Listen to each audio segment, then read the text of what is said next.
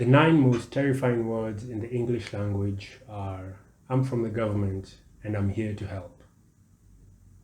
This quote from Ronald Reagan is more than just a quote. It's a warning of what happens when a population hands its power over to the government.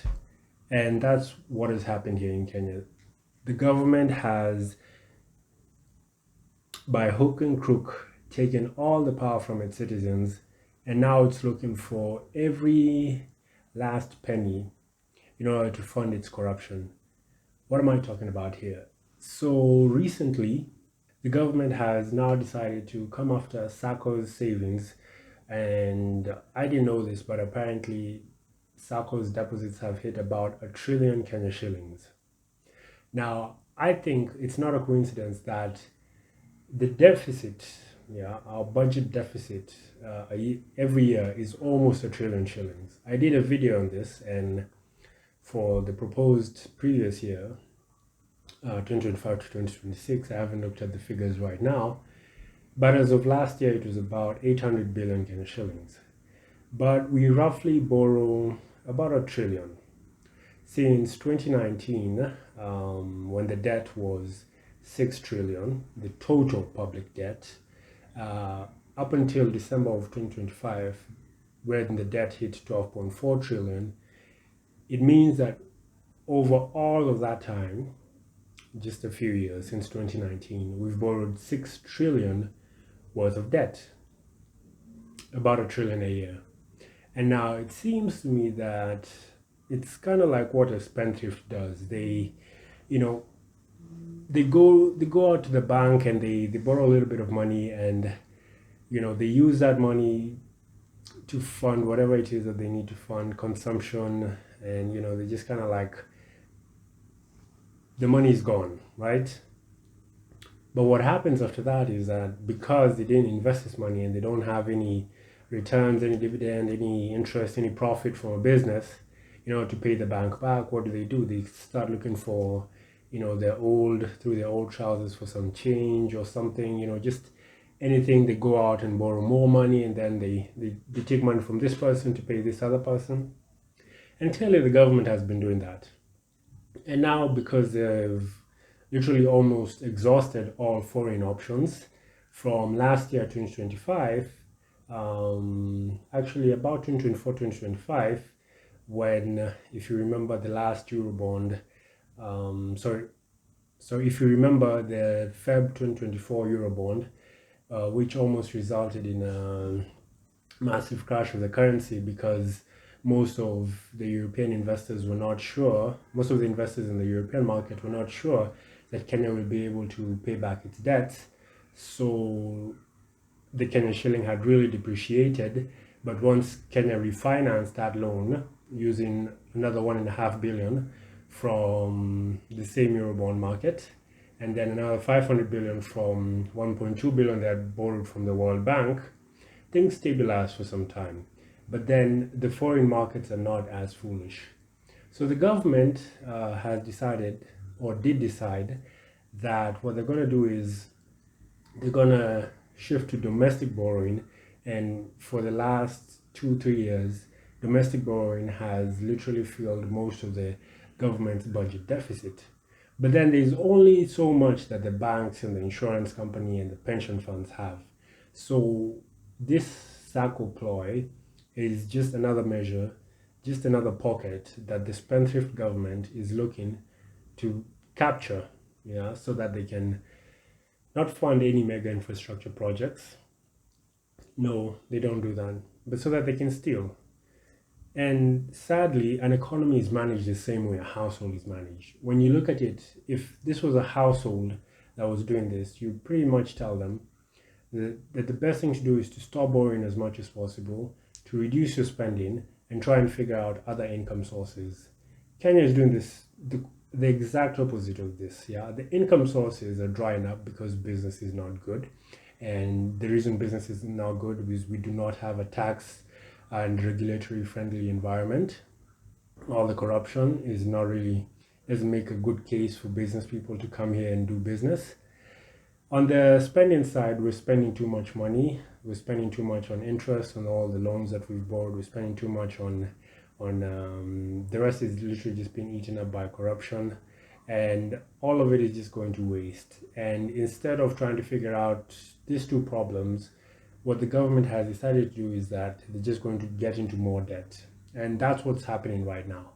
But the reason you should be worried is because when we talk about the Eurobond and when we talk about all these other things, the the CBK with their lending rates and all of that, it's sort of very distant to the average Kenyan, even though it's not. But this SACCO situation touches almost nearly, is it 8 million people? I don't have the figures, but millions of Kenyans save via SACCOs. And the problem with this is that SACCOs are their own entity, yeah.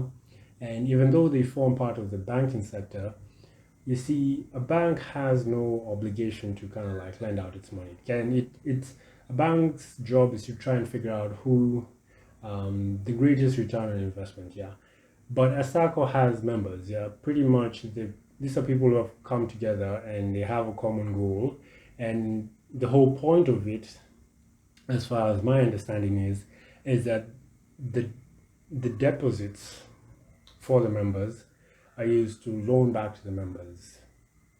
So sort of like a closed loop, yeah. And this kind of like brings it. It has its pros and cons, but it's a major advantage because a lot of people who have been locked out of the banking sector are able to bank on SACCOs, and pretty much you meet you meet and talk to a lot of Kenyans over the last 10 to 20 years, and they've been able to claw their way into the middle class using SACCOs as their investment tool, saving their investment tools. What is going to happen now is that there's going to be a competition of funds. In the same way, the banking sector, this is why loans from traditional banks are really expensive, because what they do is that they look at how much they can lend to the CBK. So if interest rates on treasury bonds in the CBK are at 10%, let's say that that's tax free, that means that it's almost a guarantee that the bank will make 10% on its money. So when you go to the bank, what they do is they look at your portfolio, they look at your accounts, they look at whatever it is you're going to do with the money, and they adjust the premium based on your risk profile. So this is, financiers tend to call it the risk adjusted premium. So pretty much you might find that you'll end up borrowing at, say, 18-19%. Let's just say that's a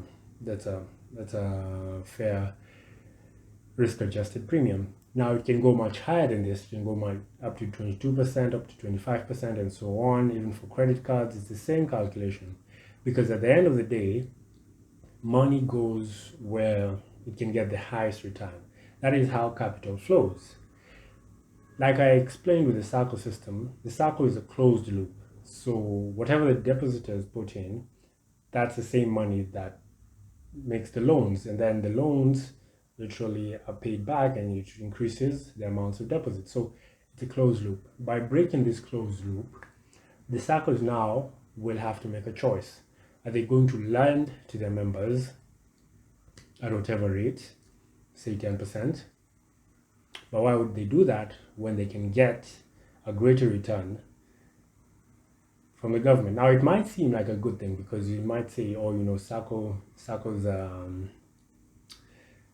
the members will get dividends, but that's sort of not the point. Yeah, you can also go and buy bank stocks and get dividends. The point of the SACCO is that the members' money is used to build their own selves, and it literally, like I said, it's how a great majority of Kenyans have clawed their way into the middle class using SACCOs. So this is something to really look out for.